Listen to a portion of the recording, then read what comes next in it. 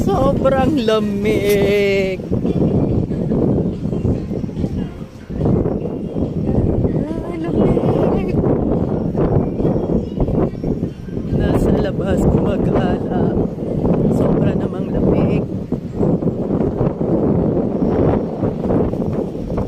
Ay, this is the night of Yokosuka.